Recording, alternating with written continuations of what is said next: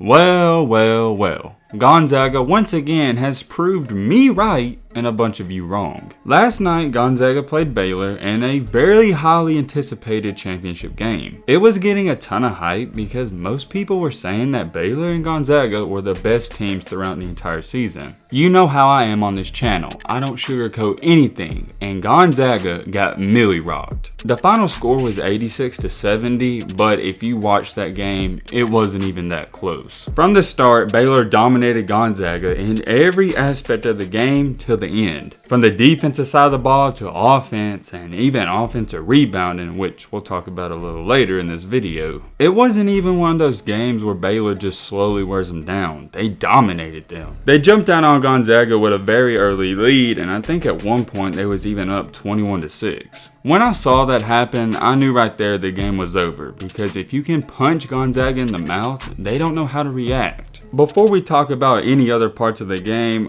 I want an apology from the people that was criticizing me for a video I made roughly 3 to 4 weeks ago. Some of you probably remember if you're watching this, but the video was titled The Sad Truth About Gonzaga. As of when I'm speaking, that video got 279 dislikes, and it got over 300 comments, and every single comment was saying I was delusional and I don't know what I'm talking about and I'm a casual. If you want to go watch that video, you can check it out for yourself, but all I was speaking in that video was facts. I put the sad truth about Gonzaga, and in the thumbnail I put truth hurts because a lot of people don't want to hear the truth, and it does hurt. I keep it real on this channel. I'm voicing my opinion based on facts. If you don't like it, well, that's on you. I know some of you don't want to go check it out, so I'm going to try to sum it up real quick and why people, I guess, were so mad. Basically, all I said was that Gonzaga, they're a great team, and I admitted that, but they're not built to win a championship, and they never will be. Every single year they go into March Madness, I think it's been 4 or 5 times they've been ranked number 1. And in the other times where they're not ranked a 1 seed, they get a good ranking at like 7 or 6. And every single year since 2008, which is 12 to 13 years, they have lost to a lower seeded team. That's not good, and in my eyes, that's considered a disappointment. If you're one of the 4 number 1 seeds in the tournament and you don't win the championship, that's a disappointment. Another key point I touched on in that video is that yeah, they go undefeated or only lose a couple of games, but they're not playing great competition. And let me just say this, I don't care who you play. If you win, it's a win, so I can't discredit that. And for the last 10 to 11 and 12 years, Gonzaga has been one of the best teams in the country.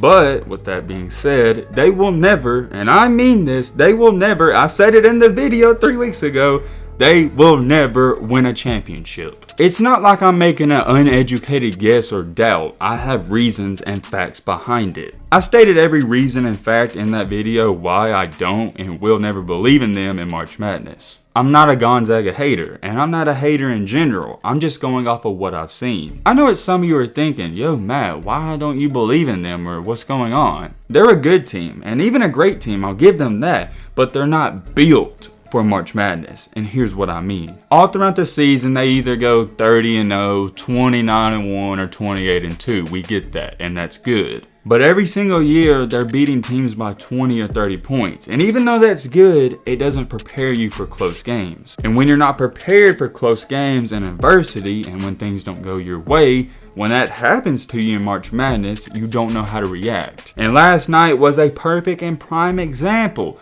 They got punched in the mouth the first 4 minutes of the game, and they could never catch up. They didn't know how to react. And why is that? Because they've never trailed like that this entire season. So therefore, when you do trail and you're not ready or prepared for it, you don't know how to handle it. Whereas for Baylor, they played in a tough conference. They've even lost a couple of games, so they know how to react and handle those situations. Everybody doesn't see things the way I see them, and I get that 100%. But I wasn't even looking at this team from a basketball standpoint.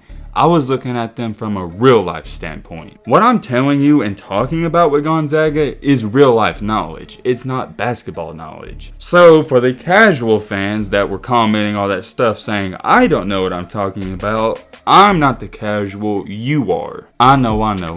Some of you right now are sitting there saying to yourselves, Matt, what are you talking about? Well, let me explain it. This is very simple, and I know some of you are going to be able to relate to it. And if you haven't yet, well, you're just very fortunate. In life, adversity is going to happen. There's no question about it. It's just how you handle it. Whether that's a death in the family, your house gets hit by a tornado, you break a leg, break an arm, or anything, that's adversity. Whatever your definition or example of adversity is, just apply it to this situation. Let's just use tearing an ACL for example, and I've done this so I can relate to it. If you tear your ACL one time, it's going to destroy you, and you're not going to know how to handle the situation because you've never been through it before. Whereas if there's been a person who's tore their ACL 2, 3, or even 4 times, they're going to know how to handle it better than the first time because they've done it and went through it before. The same thing can be said with doing a basketball drill. If you've done it a bunch of times, you're going to be better prepared for it than a person who's never done it before. So with that being said, let's apply that to Gonzaga. Gonzaga never goes through adversity. Almost every year, they never have to deal with it. And they look really good and sharp all season long, and people are high on them.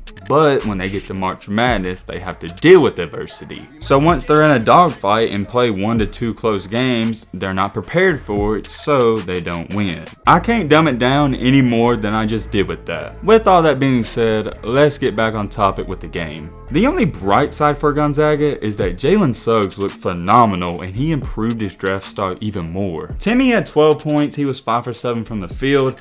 I wouldn't say he was a non-factor, but he didn't do all that much. He was also banged up a little and he had 4 fouls, so I wouldn't say he had a bad game, and I'd say he was okay. On the other hand, Kispert had 12 points, was 5 for 12. I'll talk about him a little later. Ayayi had 8 points, and I really like that kid. And for the bench for Gonzaga, it was non-existent. On the other hand, for Baylor, they have so many great players, and I feel like they are the best team in the country. Butler, who is a beast, had 22, Mitchell had 15, Teague had 9, and Vital had 6, but check this out.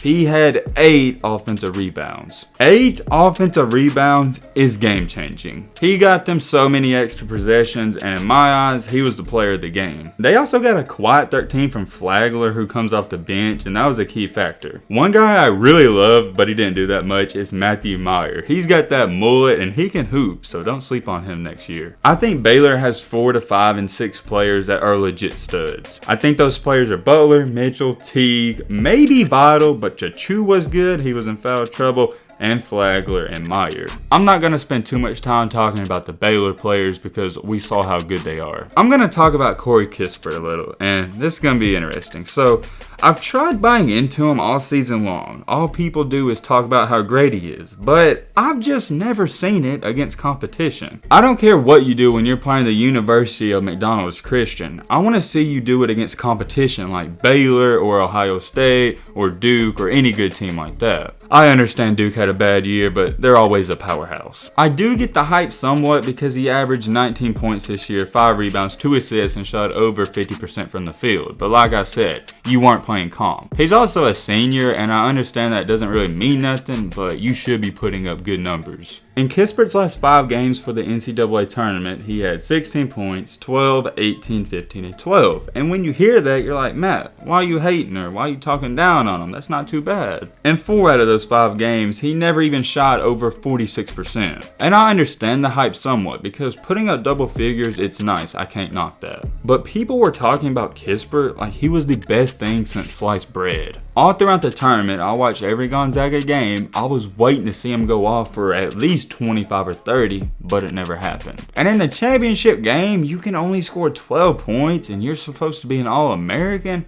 Come on now. Maybe it's just me, I don't see the hype in Kispert, but I'm wishing him the best of luck. On the other hand, let's talk about Jalen Suggs and Timme. Drew Timme is a beast. There's no knocking him. I have nothing negative to say about him. He is an alpha male. And Jalen Suggs is right there with him. What a tournament Suggs and Timme had. I do feel bad for them, but I don't feel bad for anyone else on this team. And if I'm being 100% honest, I think Ayayi is better than Kispert and played better than him. I think the big 3 for Gonzaga this entire tournament was Timme, Suggs, and Ayayi. A lot of people don't even recognize this, but in that UCLA game, Ayayi was the only reason he kept them in the game. He had 22 points. And And of course, Suggs had a good night, but that was a performance that nobody talked about. There's not one thing you can point to in this championship game and say that's why Gonzaga lost, because they lost because Baylor outplayed them in everything. Baylor's starters outplayed Gonzaga's starters, their bench outplayed their bench, and just so on. We knew Gonzaga going into this game, they weren't going to get much out of their bench, but Baylor, they do get some stuff. Let me know what you think about Gonzaga down in the comment section. I know this is going to be a controversial topic, and before I end this video off, I don't really want an apology. I'm just making this video to show you guys that I was right. Here's the thing with me, I'm not really excited about being right because I was just speaking facts. I knew this was going to happen, so I'm not shocked. You guys are the ones that are shocked. Like I said, drop your comments down below and let me know what you think about the game. Maybe we're thinking the same thing, but with all that being said, that's gonna wrap up this video. Hope you guys enjoyed, hope you guys learned something. If you're new to the channel, what are you doing? We're on the road to 100K. We're getting close. Thank you guys so much for all the support. And as always, let's be great. I'm out, y'all. Peace.